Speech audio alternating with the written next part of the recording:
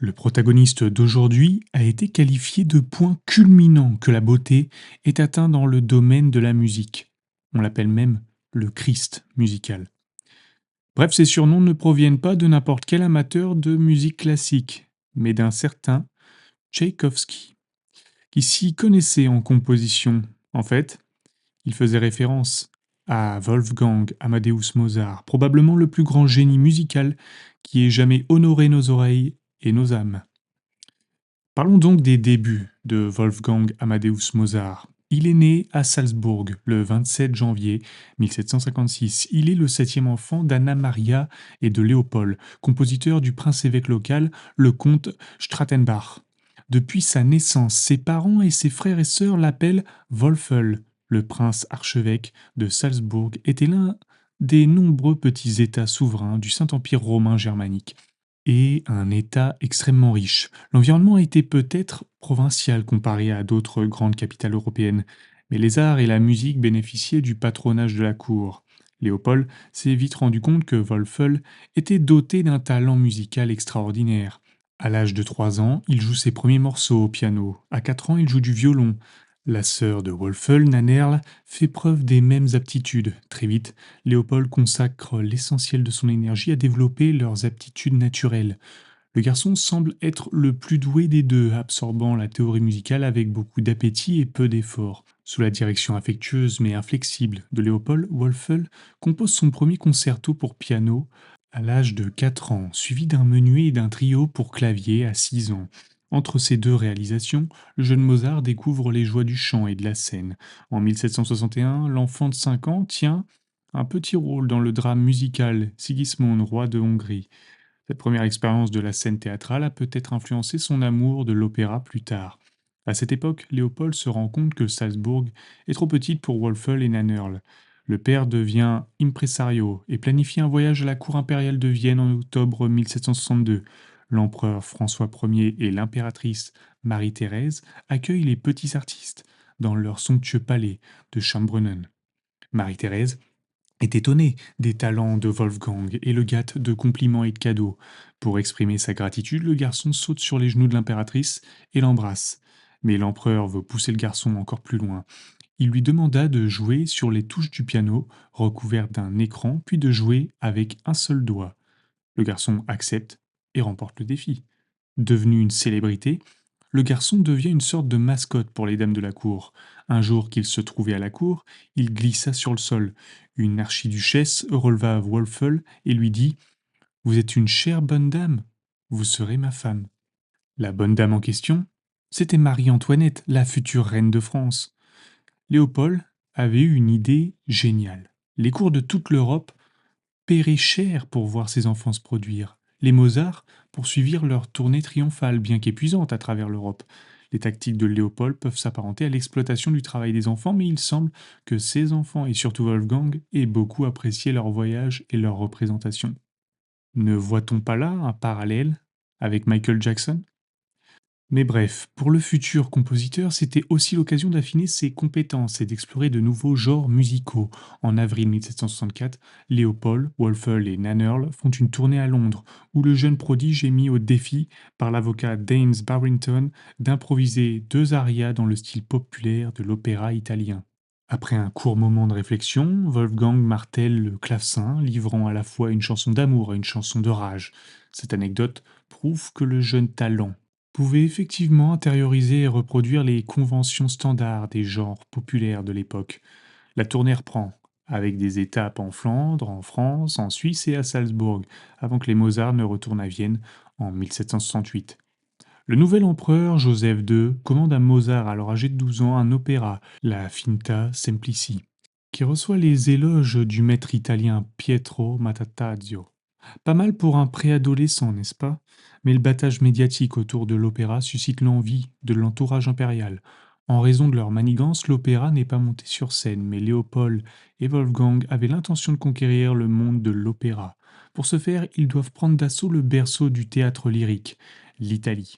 En décembre 1769, ils traversent les Alpes pour une tournée en Italie du Nord, où Wolfgang continue d'impressionner le public par ses improvisations lyriques. Selon un journal publié à Vienne, 4 vers lui ont été soumis sur lesquels il a composé sur le champ un air du meilleur goût en train de le chanter. Finalement, Wolfgang reçut une autre commande d'opéra. À l'âge de 14 ans, il voit son Mithridate, roi de Ponto, ouvrir à Milan avec des critiques dithyrambiques. Ce succès est rapidement suivi d'une autre création milanaise, Acciano in Alba. La tournée italienne se poursuit de plus belle. À Bologne, il suit les cours de Giambattista Malteni, un maître du contrepoint, c'est-à-dire de l'art de combiner différentes lignes mélodiques dans la composition musicale. Martini est impressionné et encourage Mozart à passer l'examen d'entrée à la Société philharmonique. On lui donne un thème musical et on lui demande de construire une fugue pour 4 instruments autour de ce thème.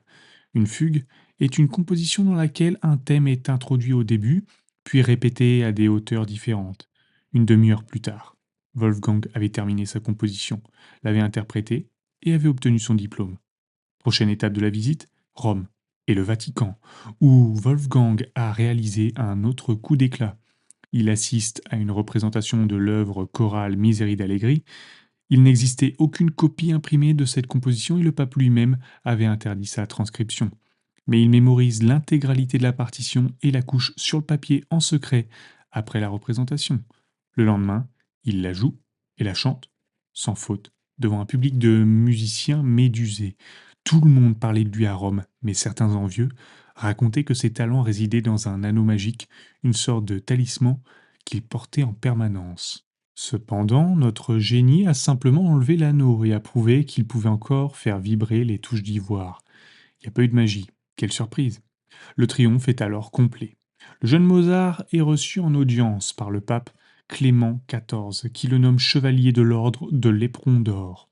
Ainsi, petit à petit, Mozart tisse son statut de nouveau prince. Au printemps 1772, Mozart retourne à Salzbourg à la recherche d'un emploi permanent. Il échoue à la cour du nouveau prince archevêque, le comte Colloredo, qui l'engage comme violon solo avec un salaire plutôt bas de 150 florins. Le compositeur n'est pas aux anges. Pourtant, ces années sont productives. Le musicien écrit d'autres opéras et son premier concerto pour piano. Il perfectionne également sa technique en étudiant les œuvres de Joseph Haydn et du compositeur de la cour impériale Antonio Salieri. Mais arrêtons-nous un instant sur ce nom. Antonio Salieri est considéré comme le saint patron de la médiocrité, un compositeur à la mode dont les œuvres n'ont pas résisté à l'épreuve du temps. Rongé par la jalousie, il s'est engagé dans une rivalité acharnée contre Mozart, une querelle qui a conduit Salieri à accélérer la mort de Mozart. C'est du moins ce que raconte le film Amadeus de Milos Forman, basé sur la pièce de Peter Schaffer inspirée d'une œuvre antérieure d'Alexandre Pouchkine. En tout cela sur la base de ragots infondés. On y reviendra, mais sachez que les deux compositeurs se respectaient largement et que notre ami Antonio n'a jamais tué personne. En 1777, le seul à en vouloir à Mozart est son employeur, le comte Colloredo. N'appréciant pas ses compositions et disposant d'un budget serré, le prince de Salzbourg a licencié son violon solo. À 21 ans, Mozart entreprend un nouveau voyage à la recherche d'un mécène. Cette fois, son père doit rester à Salzbourg pour travailler, et c'est donc sa mère, Anna Maria, qui accompagne la merveille musicale. Comment Wolfgang va-t-il s'en sortir sans l'influence envahissante et pourtant stabilisatrice de Léopold? Eh bien, ça va être compliqué. En 1777 et 1778, Wolfgang et sa mère cherchent du travail à Augsbourg, Munich et Mannheim. Mais le travail reste insaisissable. Il y a plusieurs raisons à ça. Tout d'abord, Wolfgang est devenu un jeune homme enjoué, mais trop sûr de lui, une confiance qui frise l'arrogance. Il n'a pas la diplomatie nécessaire pour fonctionner dans une cour aristocratique et dit ce qu'il pense aux riches mécènes. Cela lui vaut d'être écarté au profit de rivaux plus accommodants, plus flagornants. La deuxième raison est que Mozart traversait une période de blocage massif de la part des compositeurs. En 1777 et 1778, il écrit à son père qu'il travaille sur de nombreux projets et qu'Anna Maria et lui vivent comme des rois, au point qu'il a légèrement grossi. Mais pas autant que le bobard qu'il racontait à son père. Le musicien éprouve des difficultés exceptionnelles à écrire de nouvelles pièces. Ainsi, à la fin de l'année 1777, Mozart avait reçu d'un mécène hollandais une commande de 3 concertos pour flûte. Il se retrouve rapidement bloqué, pressé par son père d'honorer le contrat. Mozart se contente de reprendre une œuvre antérieure, un concerto pour hautbois et d'en changer la partie soliste pour celle d'une flûte. Mais il ne livra que deux des trois concertos et dut renoncer au paiement de 200 florins. L'affaire de la flûte de Mozart met à mal le mythe selon lequel le compositeur pouvait facilement produire de la nouvelle musique et concevoir de nouvelles œuvres dans sa tête avant de les transcrire sans révision ni réflexion après coup. Ce mythe trouve son origine dans une lettre attribuée à Mozart et publiée par le rédacteur en chef d'un magazine, Johann Rochlitz, des décennies après sa mort. L'œuvre entière, même si elle est longue, est presque terminée et complète dans mon esprit, de sorte que je peux l'examiner d'un seul coup d'œil comme un beau tableau, une belle statue. La musique de Mozart venait donc d'un niveau supérieur et atteignait son esprit complètement formé grâce à une inspiration divine. Bah, sauf que non, c'est pas le cas. La lettre était une fausse. Le secret du génie de Mozart était la pratique constante, l'étude, la révision, l'étude et la pratique. Même s'il concevait ses thèmes principaux dans sa tête, Mozart devait encore s'asseoir au clavier pour les affiner, travailler leurs variations et leurs orchestrations. Alors, que dit-on de l'adage qui dit que la qualité prévaut sur la quantité? Eh bien non, car la quantité, synonyme de répétition, apporte cette qualité qu'on ne peut obtenir autrement. Un processus donc long et éprouvant qui, jour après jour, ne pouvait que provoquer une certaine fatigue mentale. Alors, de son propre aveu, c'est avec les quatuors à cordes que Mozart a le plus de mal. Lorsqu'il écrivait une pièce orchestrale, par exemple, il créait d'abord le thème principal pour l'instrument aigu principal, puis il clouait les lignes basses, et enfin les parties intérieures et les orchestrations. En revanche, lorsqu'il s'attaquait à un quatuor, il écrivait les quatre parties en même temps, mesure par mesure, en s'efforçant de construire un contrepoint complexe. C'est ce qui le faisait le plus transpirer. Wolfgang Amadeus Mozart était un être humain exceptionnellement talentueux et travailleur, mais c'était un être humain après tout. Et comme tout autre jeune homme de 21 ans, il était sujet à une autre source de distraction. Après l'Allemagne, Anna Maria et Wolfgang devaient se rendre à Versailles. Le voyage est contrarié lorsque Mozart rencontre le premier grand amour de sa vie, la jeune et belle chanteuse Aloysia Weber. Il la suit lors d'une tournée à La Haye et soutient même financièrement sa famille, ce qui inquiète son père Léopold. Alors, son père envoya Anna Maria le chercher et tous deux finirent par partir finalement pour Paris. Mais leur expérience française fut terrible. Ils s'attendaient à être accueillis à la cour, mais tout ce que Mozart a pu trouver, ce sont des emplois d'enseignants, et il n'a pu s'offrir qu'un hôtel plutôt miteux, alors qu'il s'enfonce dans la pauvreté. Anna Maria tombe gravement malade et meurt le 3 juillet 1778. Comme si la mort de sa mère ne suffisait pas, Mozart est repoussé par Alosia, dont la carrière est en pleine ascension. Cette période est l'une des plus sombres du compositeur, mais elle a aussi contribué à développer sa maturité sur le plan personnel et professionnel. Pour l'heure, le compositeur a besoin d'une aide immédiate. Heureusement, Léopold est venu à la rescousse. Il obtient pour Mozart un nouveau poste à la cour de Salzbourg en 1779, ce qui lui permet de travailler à nouveau. En 1780, Mozart compose son meilleur opéra, Idoménée, roi de Crète, qui attire l'attention de la cour de Vienne. Wolfgang retourne dans la capitale autrichienne en 1781 et pour économiser l'argent du loyer, il loge chez les Weber. C'est chez eux qu'il rencontre Constance, donc la sœur d'Alosia. Le compositeur a le coup de foudre. Il ne pouvait qu'épouser la jeune fille. D'une part, il n'ose pas en informer son père, car Léopold considère les Weber comme inférieurs à son rang. D'autre part, la mère de Constance les pousse à officialiser leur liaison. Mais avant l'heure, Mozart a des affaires à régler. En juillet 1782, il achève l'un de ses opéras les plus célèbres, L'Enlèvement au sérail. Cette œuvre exotique, qui se déroule dans l'Empire ottoman, est le premier opéra dans lequel Mozart marque de son empreinte l'intrigue et les personnages. Il a mis en place certains éléments récurrents, comme la complexité des personnages féminins, mieux développés que leurs homologues masculins, et le fait que l'action dramatique n'aboutissent jamais à un résultat pleinement positif. Même en dehors de la scène, l'issue n'est pas aussi positive que prévu. Malgré le succès et les critiques dithyrambiques, Mozart ne reçut qu'un cachet de 100 florins, ce qui n'était pas suffisant pour assurer sa sécurité financière. Néanmoins, Wolfgang et Constance se marient le 4 août dans la cathédrale de Saint-Étienne.